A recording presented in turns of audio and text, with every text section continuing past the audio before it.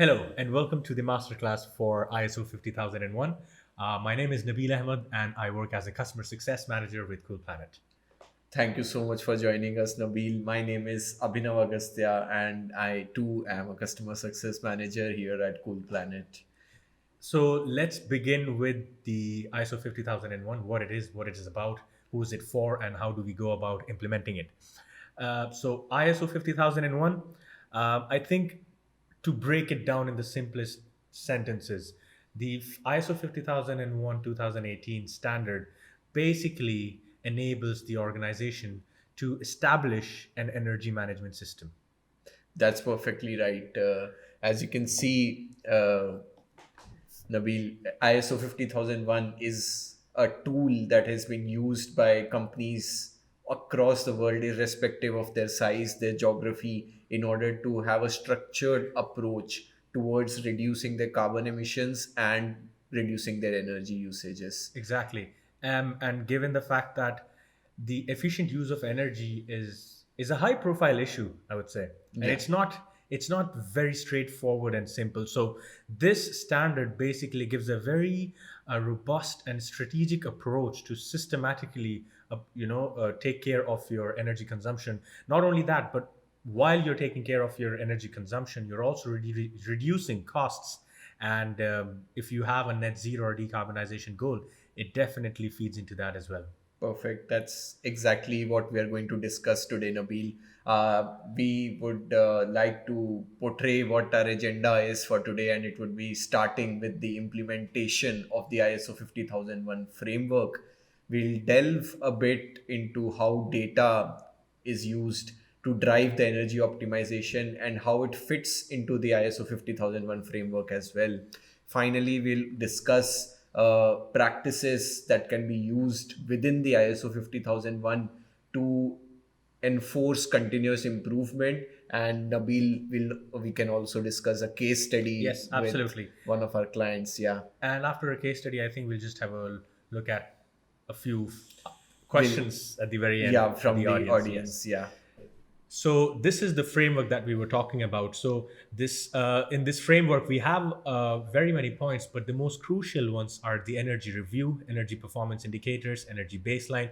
We'll be going through all of these in detail, but this is the framework that we're talking about, and then we'll later be looking at the PDCA, the Plan, Do, Check, Act framework that is proposed by in this standard. Let's move on to implementation of this standard. So how do we go about this, the implementation? I mean, I'm an organization and I want to go ahead and have this certification. So That's right, Nabil. The implementation for the framework. The framework is a very robust method that has been used by the ISO 50001. It lays down the foundation upon which the organization can think and develop its approach towards energy consumption. But the framework, the base for any framework relies on the three aspects, that is energy review, creation of energy performance indicators, and the creation of energy baseline. It is upon this base that the plan to check at cycle will come into place, and how the how everything will fit into that framework itself. Starting with energy review, it would be to kind of know where you are at the present kind of situation. gauging what your Yeah. scenario and situation is based on your current energy consumption levels and Yeah. what are the costs associated, everything. It's Yeah, because in order to go somewhere, you need to first know where you are right now. exactly, So the exactly. energy review will cover all the current communication standards that are being used, the current energy usages that we have, and how we are approaching, what are the meters that we have right now and what we can measure right now. So this is all covered in the energy review. Just adding on to this energy review point, I think this, like from the very first step, I think we understand how what an important step this is, because this is giving you a full bird's eye view of your energy consumption. And this is ISO 50001 2018. This is an update, it's a revised version of 2011. And while we're talking of energy review, I wanted to mention one of the updates that has come in the revised edition, and that is of the commitment of the top management. Um, and when I talk about the commitment from the top management, this is we can't, it cannot be overstressed how important the commitment of the top management is in the implementation of this, because that's when you kind of create a team, a champion, for example, who would be looking after this energy review, who would be, because you need somebody to champion this Yes. energy review. Yes. It's just two words, and it looks very straightforward, but I think in essence it involves a lot of commitment from a lot of people. So I Yes. just wanted to highlight that specific update that has happened in the 2018 edition. No, that's perfectly what you're saying is exactly correct, because there needs to be a person or a leadership, a group of people who drive this entire Exactly. energy review, energy consumption, and it also, this ISO 50001 is just a plan that helps you reach it, but the commitment should be from the top. Another tool that is given by the ISO 50001 is the EnPIs, or the energy performance indicators. We will delve a bit deeper into them as well.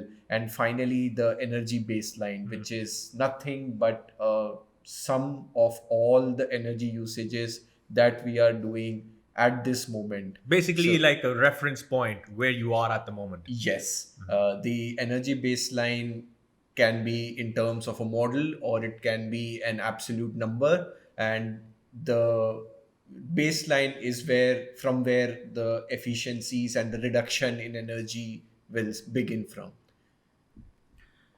Let's look at the The data driven energy optimization. So, as discussed, Nabil, ENPIs are a crucial aspect of measuring and seeing how we are reducing our energy consumption. And this is the data driven energy optimization approach that We were talking about. that ISO 50001 lays down as its foundation. So ENPIs are a set of KPIs that are based on energy. So it can be anything from energy used per ton of production, Yeah. or it can be, for example, in terms of compressors, it can be the amount of volume delivered by the air compressor per kilowatt hour of energy consumed. Consumption. Mhm. So these are the KPIs which will help you better optimize and see where the deviations are occurring at. And while we are at NPIs, it's worth mentioning that this standard kind of lays a level ground for, organizations of different sizes. So irrespective of what the size of your organization is, small, medium, large, enterprise, this is still valid for everybody.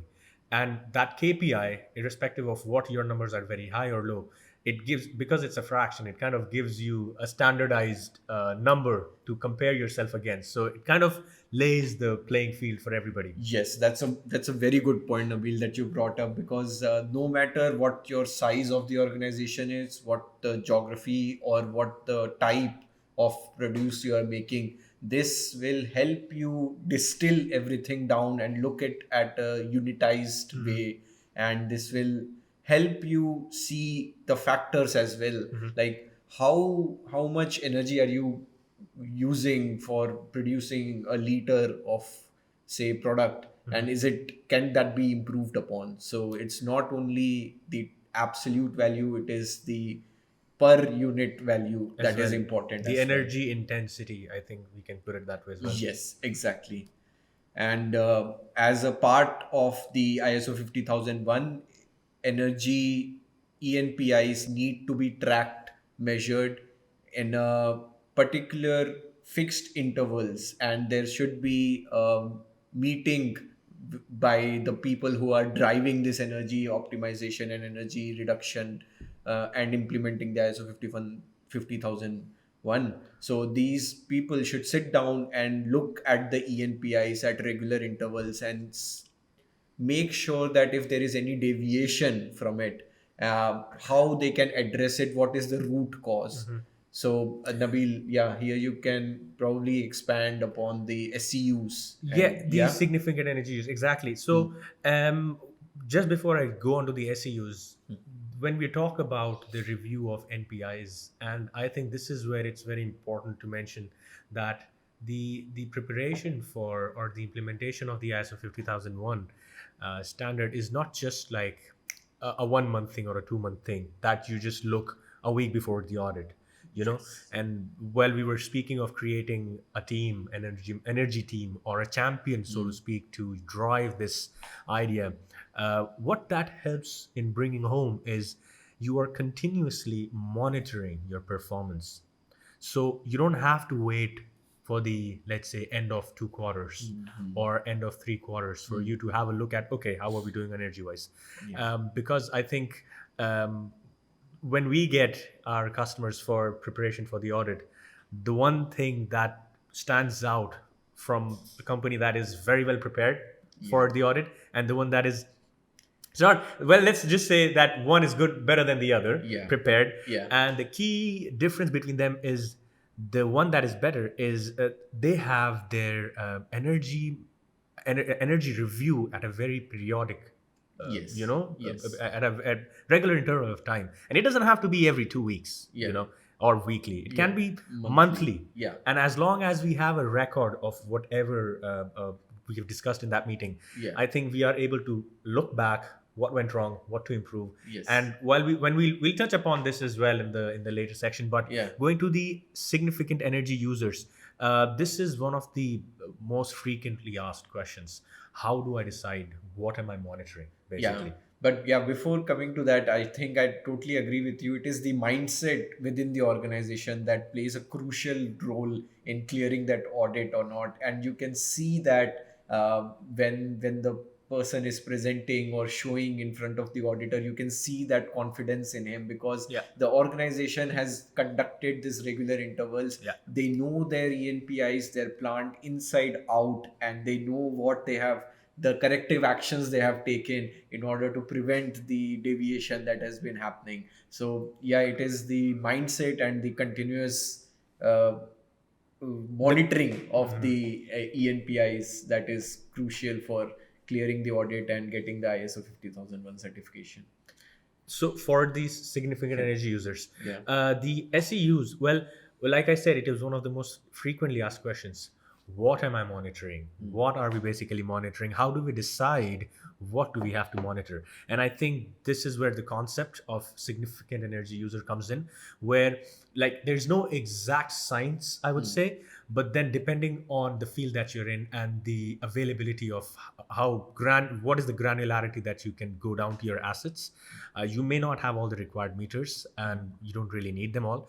So depending on the metering situation that you have at place, significant energy user is decided asset wise. So you would, lay down all the energy users that you have, and basically, as the word suggests, which one has the most significant energy consumption, and that you would regard as your significant energy user. Now it's obviously very good to have the an asset level energy, an asset categorized as a significant energy user, rather than a group of assets being clubbed as a significant energy user. And I think we faced one of a situation where we didn't have enough metering, but we did identify a group of assets as significant SEUs, and that SEU happened to have a problem, but we weren't able to kind of narrow down as to among all of these which one is Yeah. actually the one that needs a lot of attention. Yeah. So, but it doesn't mean if you don't have that, if you don't have that level of granularity, it doesn't mean that we don't have the capacity or the capability to go for the ISO Yes. 50001 certification. But yeah, that's just important categorization, the selection of SEU, and that can be done by the energy team of the customer itself. The ISO 50001 does not specifically lay down rules as to what terms as an SCU. It is up to the plant manager, the customer, to figure that out themselves. The only rule that comes into place here is that the sum total of all the SCUs should be at least 80% Yeah, of the total energy usage in the in the plant. of the Yeah, plant. yeah, yeah. And I believe it is more than 90% in the UK now for the past year, and there is been a difficulty for plants to adhere to this rule, but it is essential that they select the SEUs in a very strategic way, so that they cover at least At 90% least of their 90%. total energy usage. And I agree with what you're saying, Nabil, that it becomes a bit difficult to to monitor and see as to where the deviation is happening, but that should not be a roadblock from Going for going the to the ISO 50001 audit, because something is better than nothing. So absolutely if you are, even if you are monitoring from a higher level, from a wider point of view, that should not be a reason for hindrance, and you exactly should go ahead with it. Choose your SEU strategically, go through, talk to the team and see what should be your SEUs, and maybe next year or so, when you have got more capital, then you can invest in more meters meterings. and go to that granular level and see what's going on there. Absolutely. Now we're looking at energy baselining models, measurement verification, and optimization. Very Yeah, important part of the entire the ISO ISO 50. It's for the data driven energy approach for the ISO 50001. These are the crux, I would of say. what forms, because Yeah. the ISO, this standard is very fact based. Yes. And of course there are going to be assumptions, but majorly we are looking at hard facts and hard numbers, and that's what data is the new. I think it's a very old sentence now, but I'm still going to say data is the new oil. Yeah. And ISO, this standard, really believes in that. Yes. And for good reasons, because the next step is measurement and verification. And so basically what MNV is, once you have done something in favor, or if you have implemented a project to reduce your energy consumption, however small that might be, need not be a huge installation of a heat pump, just for example. So need not, even if it's very small, we must be able to measure the performance improvement. And that brings us to the next step of MNV, or measurement verification. You can see the there's a baseline, and then there's total energy savings, and then we are able to see how much have we improved. And according to the standard, we should be able to see that. And fortunately, you see it. Yeah. Hopefully you see it. That's why we are doing all of this. So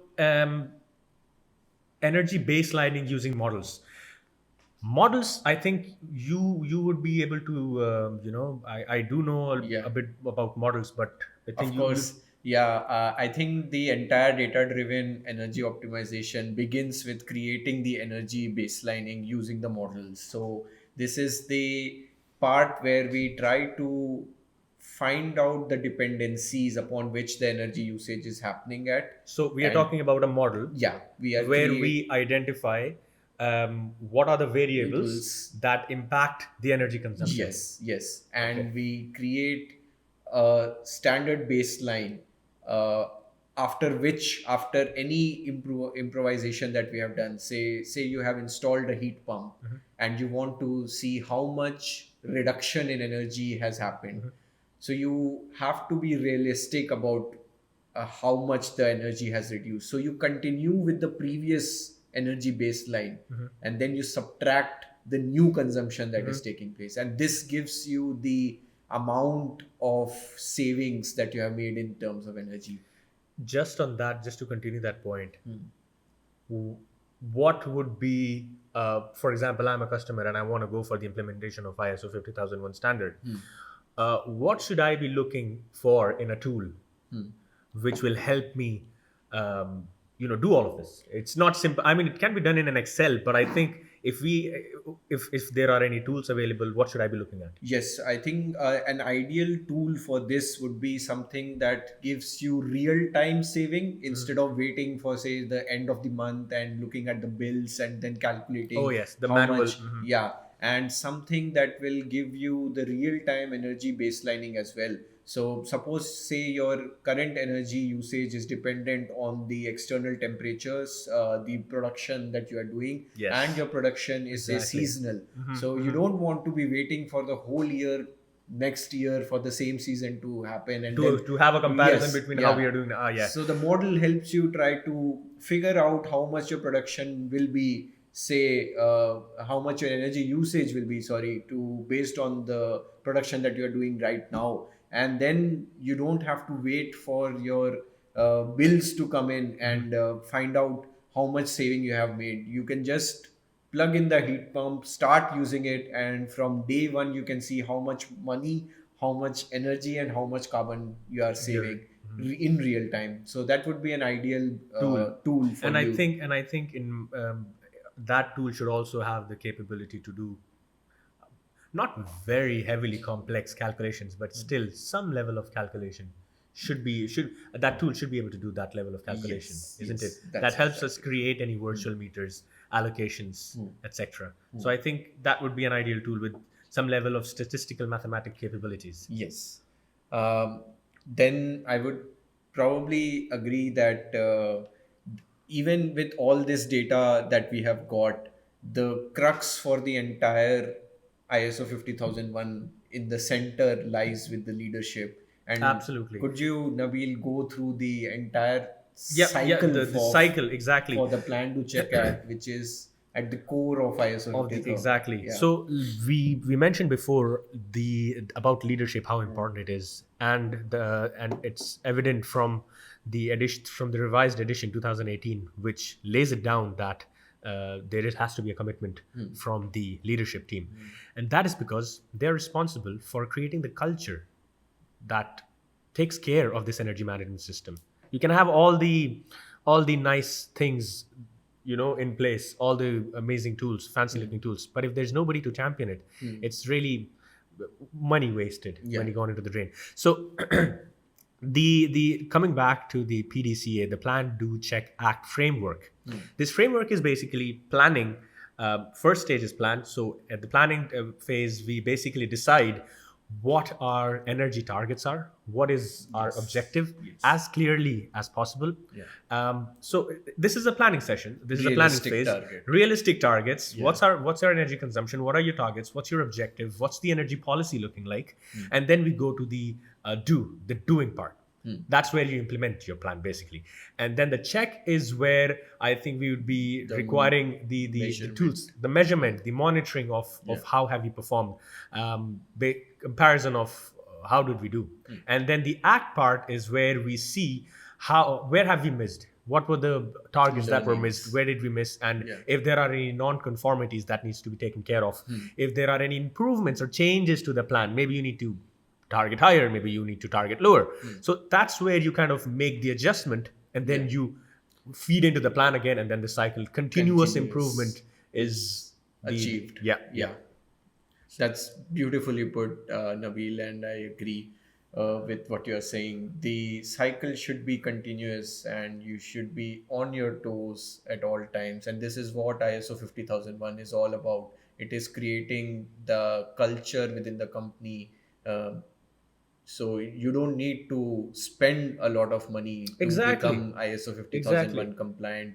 Absolutely agree. It's first taking the low hanging fruits and then building up on that, and then then you can probably move on to The say, next one, the yeah, next the target, yeah. next one, and then identify any capital projects that you can probably implement. Potentially, Yeah. potentially. Nabil, why don't we discuss the one of the case studies that Absolutely. we have worked Yes. upon with one of our clients? We had a customer whose energy costs were 5.2 million euros and a carbon footprint of 10,000 tons of carbon per year. After the implementation of the 50,001, we saw, and before I go on to the savings, there was a big commitment from the leadership. I mean, didn't come from investing like an hour every day into this. It was hardly like 10 minutes, I think bi-weekly, that they had just committed for like 15 minutes just for a regular review, and that's Yeah. pretty much it. And what they were able to achieve with this is energy costs were reduced by 20%. I'm not going to do the math now right now in my head, but 20% of 5.2 million is a lot of money, I think. And I think the costs were around 620,000 euro. 620,000, Yeah, that is a lot and of money still. that's a lot of money for yeah. It And was a that was annual, that, by the way. that was an annual And cost. a carbon footprint reduction of 25%. That was in 3 years. So, formation of an energy management team and setting of an energy performance indicator. That's what happened after the implementation. While implementing the ISO 50001, the actions that we took were, it wasn't very big. Now, this is where I want to emphasize something as simple as LED lighting. I Yeah, think that's what we had focused on. And that was the first project. that Yeah, was the first project, yeah, and reducing light energy use by 27%. That's what we were able to achieve. Upgraded to variable speed drives. Now that depends. Of course, depends on the willingness to invest. If you have the money to do it, but we had achieved a 17% reduction in energy consumption. Um, and the other thing is the training of the staff. yeah. There was, and it wasn't an extensive expensive training session of 2 hours to 3 hours. It was just making your staff aware that we have something in place called an energy management system, and what is our goal, a high level goal. They don't need, everybody doesn't need to know the nitty gritty details of everything, but Yeah. everybody, there was a kind of a culture and an understanding of energy management system exists, and we are Yes. trying to achieve something, and we did. Reduction energy cost by 620,000 annually, carbon footprint reduced by 2,000 tons CO2 per year, and enhanced employee engagement and awareness in the energy management space. Um, Now, that's the good bit. Now comes the continuous improvement. That's where kind of people get complacent. They kind of relax. All right, we've achieved this. But it's very important. It's imperative that we continuously monitor the performance, because it's not a perfect world. Things go wrong. The alarms go off and Yeah. on. It's machines, so things can go wrong. So it is important to have monthly energy data reviews against the NPIs for continuous improvement. Exploring heat recovery. We were exploring the heat recovery options from the air compressors, and setting new targets for further reduction in energy use and emissions. So the key takeaways, what were your key takeaways in addition to critical role of leadership, necessity of data-driven approaches, and emphasis on the continuous improvement? Yeah, I think, Nabil, the key takeaways from this case study were that for any ISO 50001 framework to be implemented, the buy-in from the leadership and the commitment is imperative. And this would lead to employees participating in everyday approach. I remember there were small stickers on switches, Yeah, we see that. Yeah, yeah, yeah. saying saving CO2, and Yes, then yes. those are the kind of stuff that Prompts. prompts that help your employees uh, switch off the lights. Light when not in use. Yeah, so that helps in creating a culture of achieving a sustainable and reduction in energy usages. And of course, the data driven approach is at the center of everything. And this is where we remember we worked with them, and we tried to identify which ENPIs to target first, Yeah. and which ones we could have which were the low hanging fruits, and we could have removed those inefficiencies without any capital expenditure. Exactly. Yeah. I think one of them was scheduling, turning off things at the right time. I Yes. think that was one of the One of biggest. the I mean, biggest. Yeah. that brought in the biggest change, and it was the easiest thing to implement. Scheduling, Yes. Yeah. basically. Yeah. And finally, it was the emphasis that we don't stop at this much saving. We find out more. We find out We more. found out. So we'll move on to the some of the questions that we have from the audiences. One of the most common questions is, I don't have enough meters in place. We don't have enough meters. We don't have the most advanced technology. So that is a very, very good question. So if I have, let's say, a manual meter, a very old meter, is it still possible for me to go for the ISO 50001, or do I have to invest in more metering? So that's a very good question, and it's a very common question as well, Nabil. Uh, that the amount and number of meters shouldn't be the reason for you to not go into the ISO 50001 framework. Your first step should be to check the quality of data that you're getting, Absolutely. calibrate Yes. those meters, and start measuring and With whatever we with have. whatever you have got in your hand. Um, it all boils down to the fact that you need to strategically find out what SCUs you are selecting.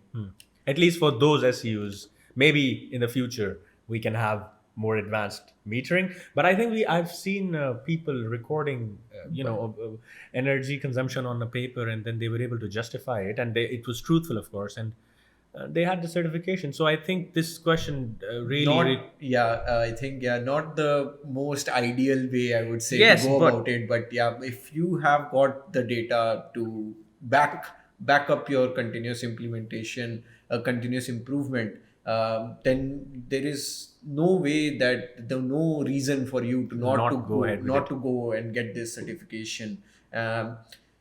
Maybe if you are starting out somewhere and then later on you have got the budget for putting additional meters, then you can go for a more granular approach. Approach, and then And then, strategically decide yeah, what asset of yours do we yeah, really want to monitor, right? yes. Is it mandatory for me to have, for my organization to have the certification? There is no mandate as such that will that requires you to get the ISO 50001 certification, but I would say that the certification is proof that your organization, that your team is committed towards energy reduction and saving of carbon dioxide And I think emissions. I Yeah. think just in addition to that, it definitely brings in trust and faith in the quality of the product and the service as well, that Yes. you're following an internationally recognized standard that does make sure that you are efficiently using your energy, and there Yes. is a standard, internationally accepted standard, that is being met. So there is that factor of trust, and Yes. brand definitely enhances the brand reputation, I think. So that brings us to a close of this masterclass. Thank you, Abhinav, for joining, and thank you, everybody, for joining us. Yeah. If you have any questions on this, you can reach out to us, or you can email at info@coolplanet.io. Thank you so much, Thanks Nabeel. very much. Thank you.